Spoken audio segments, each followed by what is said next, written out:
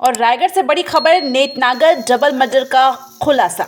महिला और बच्चे का कातिल रायगढ़ पुलिस की गिरफ्त में। एसएसपी सदानंद कुमार ने सीएसपी अभिनव उपाध्याय और डीएसपी अमन लखीसरानी के नेतृत्व में गठित की स्पेशल टीम की कड़ी मशक्कत में पकड़ा गया डबल मर्डर का शातिर आरोपी से अहम सबूत बरामद।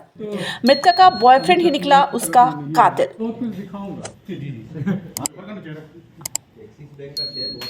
वरिष्ठ पुलिस अधीक्षक सदानंद कुमार के महत्वपूर्ण दिशा निर्देशन एवं एडिशनल एसपी संजय महादेवा के मार्गदर्शन पर उक्त घटना को एक हफ्ते के भीतर सुलझाने में नगर पुलिस अधीक्षक अभिनव उपाध्याय के नेतृत्व में गठित स्पेशल टीम में शामिल प्रशिक्षु डीएसपी अमन लखीसरानी, थाना प्रभारी जुटमिल रामकिंकर यादव, सहायक उप निरीक्षक भगीरथी चौधरी, शशिदेव भोय, प्रधान आरक्षक राजेश पटेल, दुर्गेश सिंह, बिजलाल गुर्जर, आरक्षक विकास सिंह, धनंजय कश्यप, महेश पंडा, नवीन शुक्ला, रविंद्र गुप्ता, प्रताप बेहरा, पुष्पेंद्र जाटवार, प्रशांत पंडा, नरेश रजक, कान्हा पोर्ते। गाड़ी की पहचान में महत्वपूर्ण परमानंद पटेल, तारिक अनवर, धनुंजय बेहरा, विनय तिवारी, लखेश्वरपुर से शशिभूषण साहू, छवल के आरक्षक सुदर्शन पांडे, महिला आरक्षक मेनका चौहान की महत्वपूर्ण भूमिका रही है। तो जरूर कहीं ना कहीं से तत्काल जो है बात आ जाती।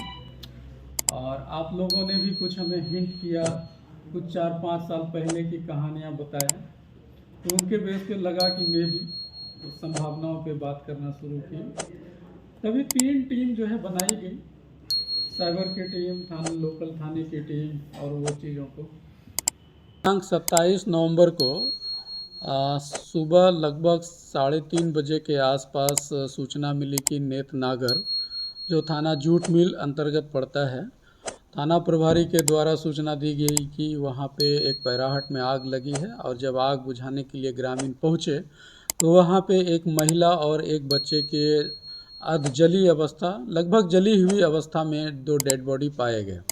तो तत्काल जो है सूचना पर थाना प्रभारी एवं वरिष्ठ अधिकारियों की टीम वहां पहुंची और मैं भी घटनास्थल का निरीक्षण करने के लिए पहुंचा।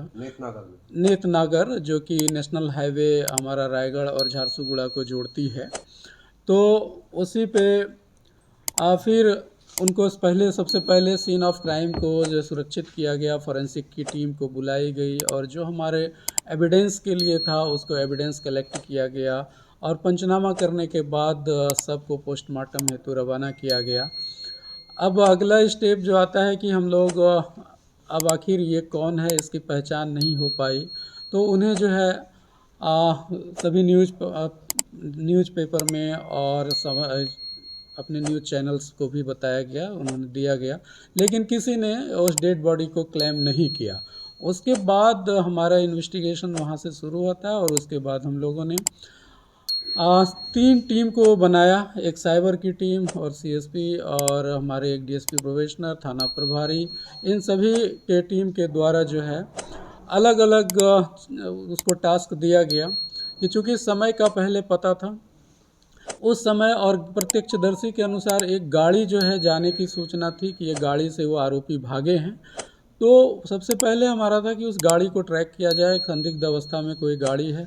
तो टीम ने जो है अगले दिन शाम तक में उस गाड़ी को पता किया गया और XUV 700 के रूप में जो है एक संदिग्ध वाहन का पता चला, महिंद्रा की।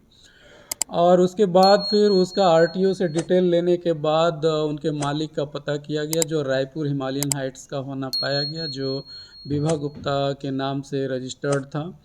फिर उनसे रायपुर पुलिस से संपर्क करके पूछा गया तो उन्होंने अपने पति का नाम सूरज गुप्ता होना बताया और जो उनसे लगभग जून महीने से वो अलग रह रहे थे।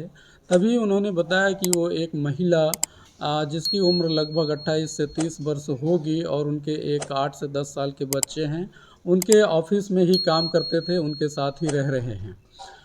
तो उसके बाद थोड़ी चूँकि उन्होंने अपने पति को पहचान गया कि यही मेरे पति हैं, तो अपना संदेह और बढ़ता गया। फिर गाड़ी को ट्रैक करते हुए अपनी टीम बिलासपुर पहुंच गई और बिलासपुर में वो गाड़ी अपने को शांति नगर मोहल्ले में देखा गया।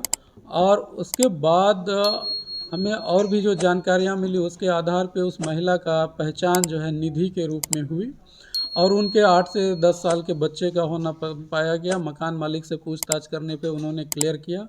तो हमारा पूरा अब संदेश जो है क्लियर हो गया कि ये आरोपी जो है इस घटना का सूरज गुप्ता है, जो पिछले 3 दिन से वो लोग दिख नहीं रहे हैं कोई। तब टेक्निकल इनपुट्स के आधार पे आगे बढ़ते हुए आरोपी की पता तलाश जारी की गई। तो आरोपी का पता मुंबई में होना पाया गया। तत्काल जो है टीम को रवाना किया गया और टीम रवाना होने के बाद आज जब अपनी टीम लगभग नागपुर पहुंची थी तो फिर से उसका पता चला कि वो मुंबई से लौट रहे हैं और तभी वो दुर्ग में जो है होना पाया गया और इस आधार पे टीम के द्वारा आरोपी तक पहुंचा गया और आरोपी को गिरफ्तार किया गया। हिरासत में लेने के बाद जब पूछताछ की गई तो उन्होंने घटना को कारित होना पूरी तरह से बताया कि उन्होंने किस तरह से उनको अपनी पत्नी को जो मतलब उनकी जो फ्रेंड थी कहा जाए, उनकी गर्लफ्रेंड या निधि जो उनकी पत्नी के रूप में रह रही थी, उनको किस तरह मारा और किस तरह बच्चे को भी मारा। और फिर मेरे द्वारा भी पूछताछ की गई। पूछताछ के दौरान जो है उन्होंने बताया कि सबसे पहले चूँकि वो किसी बात को लेकर के आपस में उन लोगों की लड़ाई होते रहती थी, तो उस दिन झगड़ा ज़्यादा हुआ और मौका पाकर सबसे पहले हथौड़े से वार किया गया, फिर हथौड़े के द्वारा फिर चाकू से वार किया गया, फिर पेचकस से भी उनके सीने में कोई लगा कि ऐसे मारना चाहिए, ऐसे डिस्पोज करना चाहिए। कैसे दिमाग लगाया बताओ ना पूरा। ये पैकिंग वैकिंग बड़ा प्रोफेशनल तरीके कहाँ से?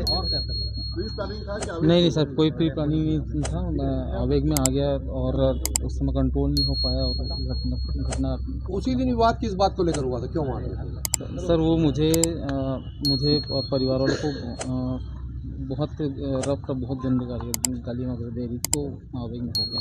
ये गहना वगैरह जो जब्ती हुआ ये काहे का था? सर उसका और मेरा दोनों का है। वो दोनों का है।